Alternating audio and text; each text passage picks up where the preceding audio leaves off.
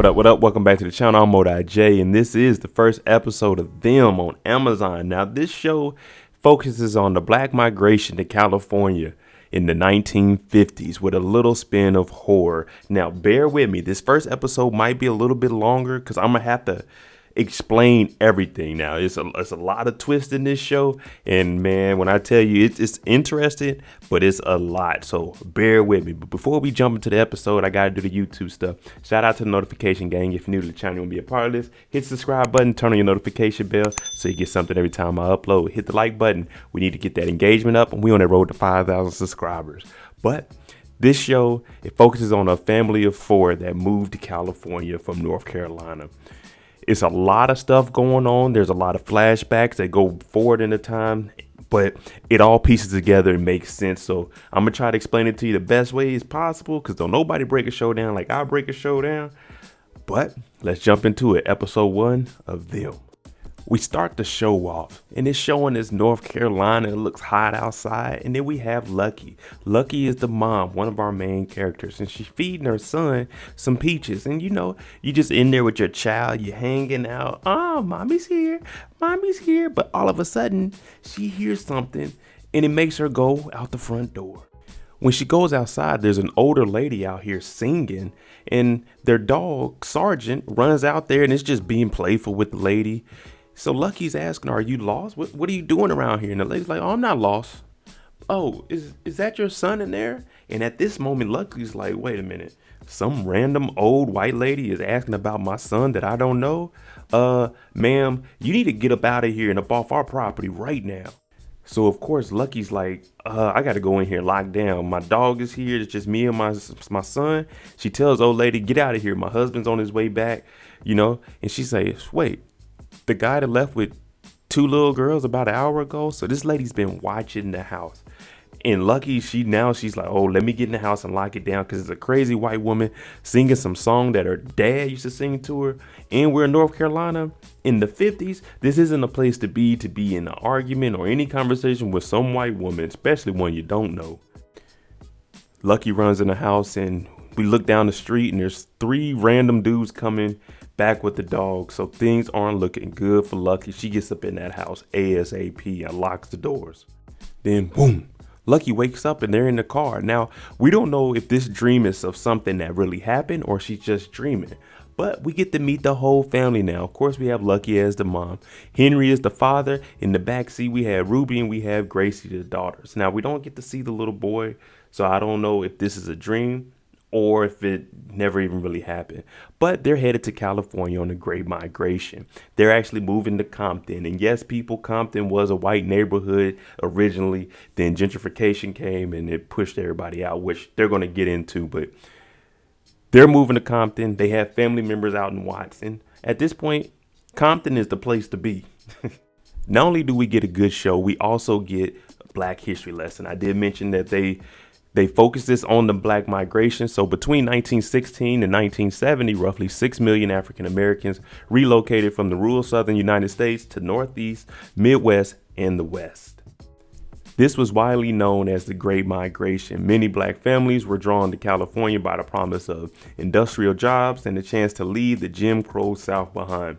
Now, we know California is one of the most open states and accepting people. So moving from Southern America out here for a new start, why not?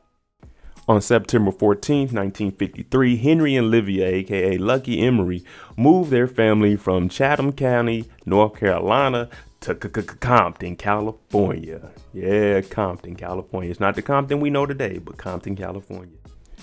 We finally arrived to the neighborhood. Before the Emery family gets there, we get to meet one of the neighbors across the street, is Miss Betty.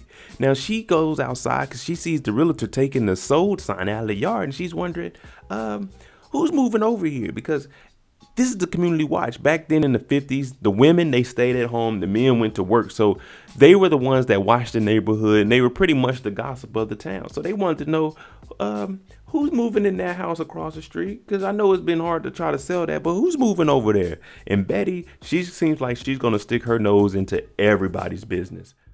They pull up to LA and they're looking around like, oh, we ain't never seen no big cities like this.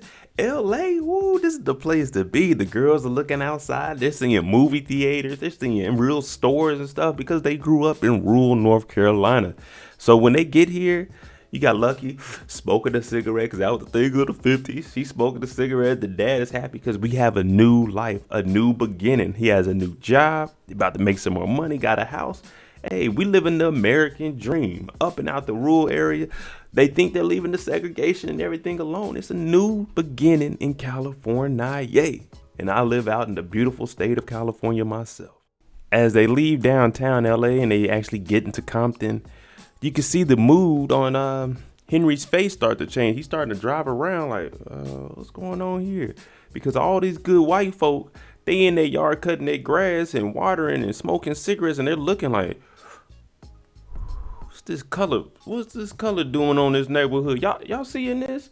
People taking their kids in the house because there ain't no colors that come around this block, but you can see that there's still segregation and the whites still don't want to be next to the blacks. So it's going to be a tough time for them moving up in here. Now, all the women, they show up to Betty's house for their little neighborhood watch and their little wine session. Now, they start looking out the window because Betty told them, hey, the house across the street is sold. Now, they all come over here and they're looking out the window and they're like, oh, I hope they got a kid at my son's age so he can have a friend. But when they look out there, they see Henry step out and they're like, oh, my God, a Negra? Come on, man. How did he get over here? Whispers, oh, my God, there goes the neighborhood. These white folk don't want us over there, but hey, my boy Henry got a good job. He can afford this house. He deserves every right to live there and to live comfortably. Y'all get off my boy Henry's back. Henry gets here and he's talking to the realtor. He introduces his family. This is Ruby Jean. This is Grace. This is my wife, Lucky. And if you see behind, we got the neighborhood watch, Betty and them. She sold that to black folk. So y'all already know how this is about to turn out. This is about to be crazy in Compton. Now, just thinking back about the little dream that Lucky had, it kind of has her PTSD. In her dream, there was a white woman that came out of nowhere. Now she's looking at 4 white women. So this might be something to pay attention to, because this might be like, hey, this is a triggering thing. Seeing all these white women and they're looking at her like, why are you here? And she's looking at them like, why are y'all looking at me? I live here. And you can tell this is hurting Betty. She's definitely not interested in having black folk living across the street. When she looks out her window, she's expecting to see a happy white family over there. She doesn't want to see no blacks. So she's looking at her paint like, oh man, there goes the neighborhood. Our house is about to depreciate. They get in the house. Henry, he's open-minded about it. I got a new life.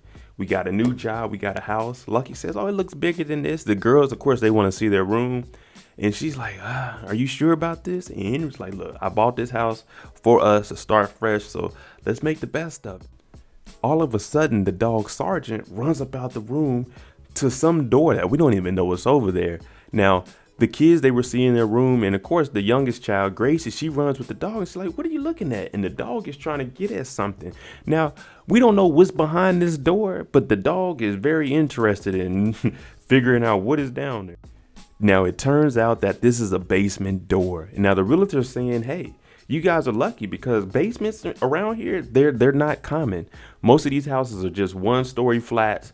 You know, you go in the house, you can see one end of the house to the other end, and they don't have basements or they don't have a second floor. But this house, it does have a basement. So we need to keep an eye on that basement because we know basements in horror films, they don't do any good for the family.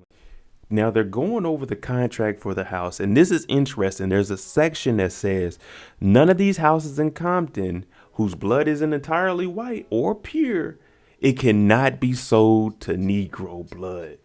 So Lucky's looking at it like, are you serious? Like, what is this?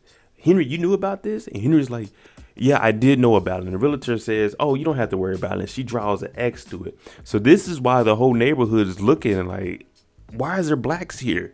They're not supposed to be here. Our homeowners association, like, we can't sell these houses to blacks.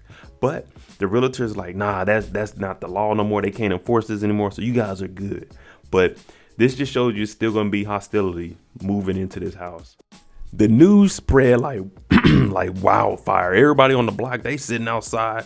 What y'all think they doing in there? Y'all think those monkeys are gonna live here long?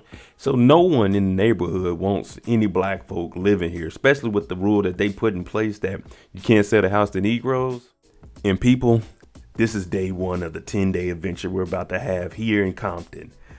Lucky's looking out the window like, oh my goodness, what are we in for? Now everybody's sitting outside, it's dark outside. Lucky, she like, the hell with that.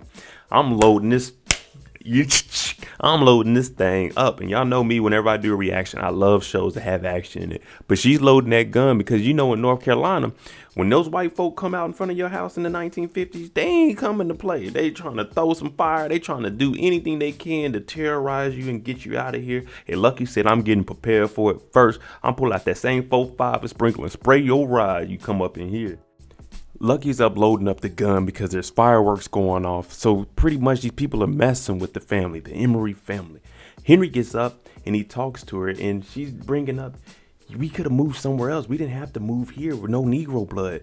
And he's like, if we would have went to Watts, that's where the white folk want us. They want us all to be in Watts. Our family members didn't choose that. They got pushed there because they want to keep all the blacks in one area. They don't own Compton. We could live here and any black person would fight and kill to have a house that we have. So Henry is a highly educated man and he knows how the system works.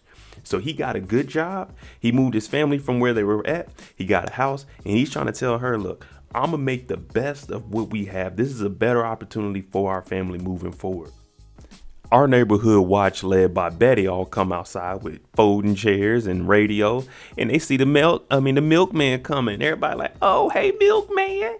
But then they're like, oh, we forget he only has the hots for Betty. And she gives a little wave. So we're going to have to watch out for this little relationship with Betty and this milkman. This is day 2. Betty organized the whole neighborhood watch of wives. And what do they do with these chairs and fold-up tables they have? They set them down in the middle of the road and they all turn radios on. So what they're trying to do is just nag, and nag. Now, these women, they're, of course, stay-at-home wives, so they don't have anything to do but just sit outside and terrorize this good folk. Henry, he done brought his family out here, and this is what they got to deal with on day 2. Come on, man. This early, too. Betty in the neighborhood watch outside. Henry's getting up. He's like, man, we got to get the girls dressed. First day of school. Ruby's talking about, I don't have any clothes. And he's like, look, you got some clothes in there. But when he gets in the room, Miss Lucky sitting in there. She has a drink early. She got that pistol on the table and she's smoking a cigarette. And Henry's like, I can call the plant. We could try to get me to start earlier. We got a job. And he says, I'm proud of you. And she's like, I'm proud of you.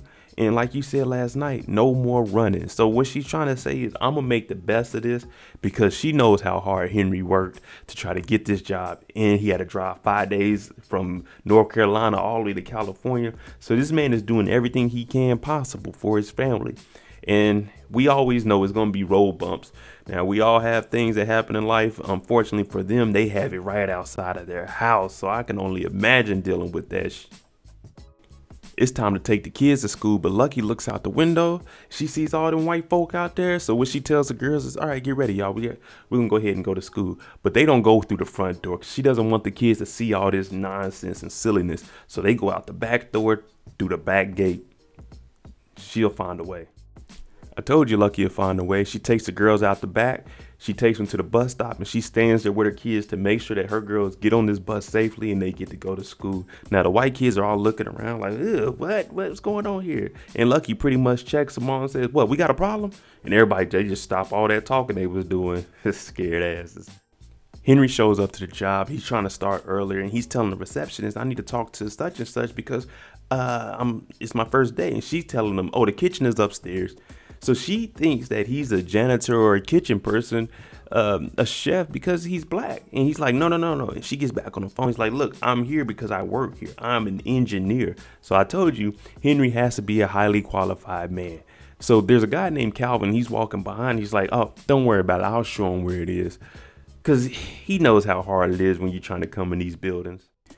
Calvin starts talking to Henry. He's like, oh, you live out in Compton? I heard them white folks crazy out there. Because like I said, Compton originally was an all-white neighborhood. Yeah, it's not the Compton we know today, but it started off as an all-white neighborhood. And he's talking about There was another couple that lived over there, and they got drove crazy because of what the white people were doing to them every single day. And Henry's looking like, man, I'm not trying to hear that. I'm trying to make the best of it. I'd already seen some of this stuff, but I'm not going to admit to it. Henry and Calvin finally make it to his office. When he comes in, Henry looks around, and of course, he's the only black guy in this whole building that they work in. But he is an engineer, so he knows what he's doing. But it's going to be a hard adjustment. Now, I was only black at my shop when I was in the military. There's 23 white folk and more. I tell you, a tough time. Now it's just Gracie and Lucky there at the house. And it turns out Lucky used to be a teacher, and Gracie asked her, do you miss school? She said, yeah, I miss my students every day, but I have the smartest girl in the world right here. Now, Gracie's been reading a book, and it's a book about a lady named Miss Vera. And she says, oh, Miss Vera, she taught me a song, mama. So Lucky says, what kind of song is it? Gracie starts to sing a song that Miss Vera taught her, but it's the same song that the old lady was singing at the very beginning of the episode. So now things are starting to link together. Maybe that dream really happened. And Gracie, she's just singing it, but she's stomping and she's singing it angrily. And Lucky's like, hey, stop singing that song. Stop singing that song. She's having flashbacks of what happened. So something serious must have happened with that old white lady. But Gracie's singing it, and Lucky's like, hey, you don't need to be singing that. That's a bad song. Lucky's like, who taught you this song? And Gracie says, Miss Vera taught me. Miss Vera taught me, stupid. And at this point, Lucky loses it and she slaps her daughter, but she doesn't mean anything bad about it. It just must have been so triggering that something happened with that old lady. And she hugs her daughter and says, I'm sorry, I didn't mean it. And Gracie, she took it like a G. Oh, I know, Mom. Don't worry about it. This is some weird stuff, people. After that, Lucky goes in her room and she pulls out a box and it has CE on it. Now, I'm not sure what the C is for, but the E is obviously Emery. But inside of it, it looks like a pillowcase or a blanket or something. And she just smells it, and she ends up taking it downstairs in the basement and places it in a little like cupboard type. I think the C may be her son's name, and something with the pillowcase may have happened. But what she does is put it downstairs in the basement, out of sight, out of mind, because you could tell that when she was smelling it, she was really comforting it. So it probably does have something to do with her son. They may have lost it or he died or something, but she definitely has a solid connection with this pillowcase. You have to excuse me. If you've watched any of my videos before, I do have a sense of humor. So what I'm about to break down is how these white folks, they're talking about colored people and how they act and what they think about them. So to me, it's funny because they're this ignorant, but this is really how it is. So they're having a meeting. The men are out in the garage talking about the Negroes, and then the inside is Betty and the women. And they're talking about, have you seen how tired she looks? And they're like, well, we can't tell. And then one of them is talking about, man, they sweat. They don't sweat. So they'll be leaving quickly. Like, come on, man. What kind of nonsense? So the men are in there trying to come up with plans on how to get him out, but they're also talking reckless. One guy like, how old are they? I don't want my kid messing with them. And one guy like, man, you can't tell. Hell, black people, they could be kids, but they range from 8 to 30. It can never, it's like, what the hell? But they're coming up with plans on how to get rid of the black folk up out of here. One of the ideas they heard from another gentleman that had black people move in the neighborhood. He said, hey, let's put thumbtacks in the driveway so they can get a flat tire every single morning.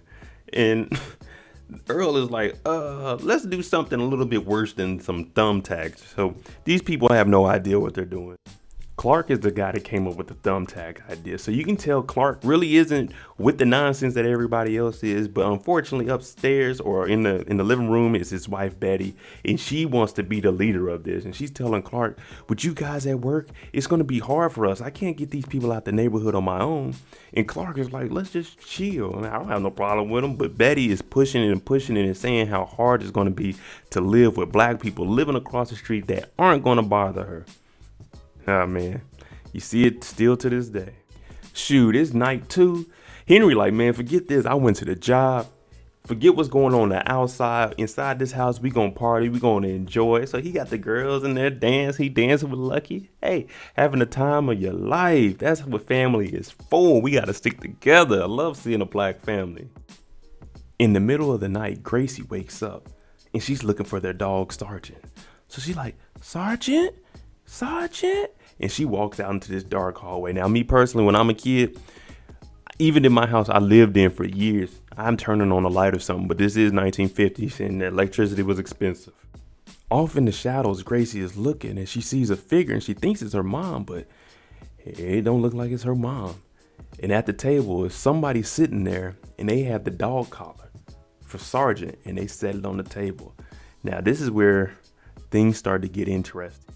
This mysterious creature begins to creep up on Gracie and you can't see the body, just the outline, but you can see the hand. Then all of a sudden, and whatever the hell this thing is, it starts choking the hell out of little Gracie. Now, this wasn't just a dream or anything. The next morning, Lucky goes in there, and on Gracie's neck, she has a scar from being choked out. And Lucky, she screams and tells Henry somebody is in the house. Oh my goodness. Henry's running around the house, making sure the doors are locked. He ends up going downstairs because the door was open. And what do we have here? Sergeant is found dead, head cracked, turned backwards. And he's like, don't come down here. Oh my goodness. This is only day 2 in this house. Oh man, Lucky loses it. It's one thing to mess with her and Henry, but to mess with their kids, oh, it's another thing. She went and grabbed that gun and went outside, pointed at everybody, stay away from my house, because we don't know who did it. But somebody came in house 3011. And we're going to figure it out. Henry had to come outside and grab her and drag her back in the house because she had that thing. And boy, somebody could have said the wrong thing and it would have been pop, pop, pop. There you go. Episode 1 of Them, of the 10-part series. I'm going to give y'all 1 episode a day. Let me know what you think about the show. Now, it's a very interesting show. It's a lot of paranormal activity going on. I assume that's what it is. Or it may be people on the street. But I'll let y'all know in episode 2. Let me know what y'all think. I'm malevolent. If you like the content on the channel, hit the subscribe button. Definitely give me a like. We're on that road to 5,000 subscribers. I'm out. Jimmy on the beat, boy.